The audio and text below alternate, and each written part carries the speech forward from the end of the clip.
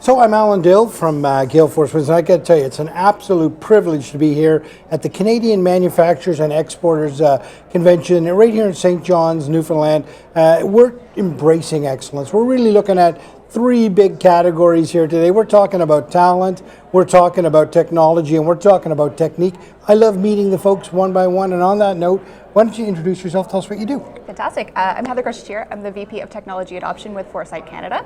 For those who might not know Foresight Canada, we're Canada's largest clean tech-focused innovation and adoption accelerator. So, break it down. Let me tell you all about it. Explain it all, yeah. We support the entire supply chain of clean tech in Canada. So trying to make sure that there is both the supply and demand of clean tech solutions. So through our acceleration programming, we support innovators from early stage ideation all the way through to scaling and commercializing their business. And then the team that I work on focus on supporting end users. So who are folks in the public and private sector that could use clean technology to meet their sustainability, profitability, competitiveness goals? And then what are the barriers they have to adopting clean technology, and how can we help them overcome those barriers? What is clean technology? What does that look like? Great question. Some people might think when they hear clean tech, is that some sort of fancy new mop? Maybe, but to us, we take a very broad definition of clean tech, basically any type of solution that can achieve an emissions, water, circular economy goal. Again, anything that can help have that sustainability benefit. Okay. I like to say, if you can tell me why you think your technology is clean tech, I probably will believe you. Right.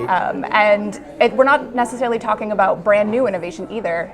Technology that's been around for a while can have a clean tech application. Oh, 100%, yeah. So it's really about resource management and sort of dropping that down so we're not sort of burdening the environment. Is that sort of what it is? Exactly. And it could be even things like, if we're looking ahead, carbon capture technology. That would be a clean tech example. But a lot of times, and relevant to kind of why we're here today in the manufacturing space, it could be finding efficiencies in your business, in your operations, that has a competitiveness and profitability benefit as well as a sustainability benefit.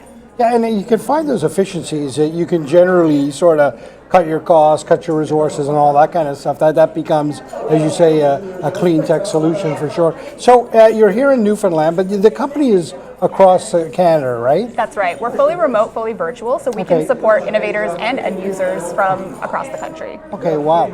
And so in this particular conference here, you're having good conversations with the folks in Newfoundland? Absolutely. The folks in Newfoundland are incredible. But it's been such a really fantastic agenda so far. Lots of conversation around AI, the adoption of AI. And AI is a really interesting opportunity in clean tech. Again, talk about finding efficiencies. That really enables a lot of those opportunities. So everyone that I've met here has been really interesting, doing really interesting work, and so I'm excited to see if there are any new potential partnerships coming out of it.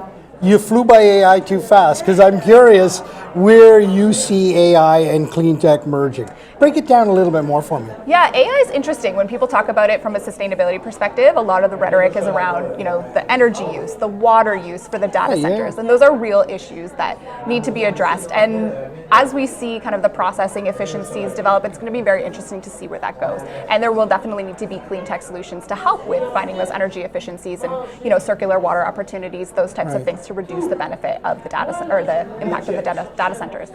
On the other side of it, when people can adopt AI, it can help find those efficiencies. One of the partners we're working with, a manufacturing company in Ontario, they have a lot of monitoring and sensors in their plants with way too much data for them to do anything with.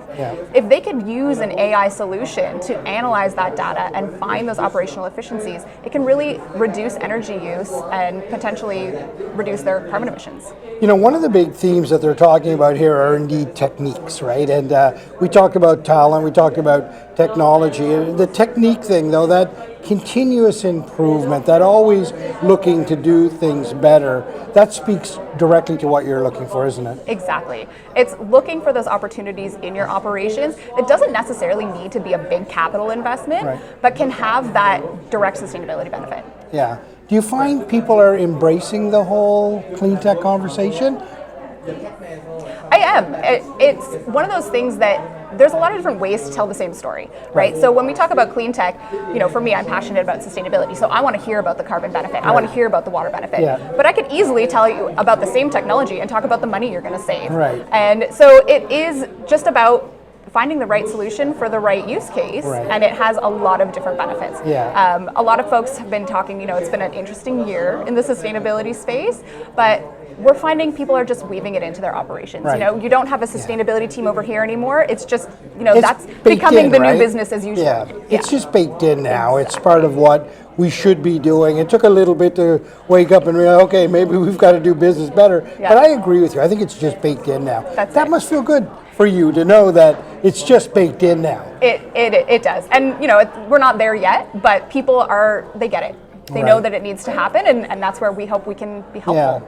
Yeah. So many of the people would be watching this would be in this sector. What would be your pitch to them around the company? How would they best engage with you?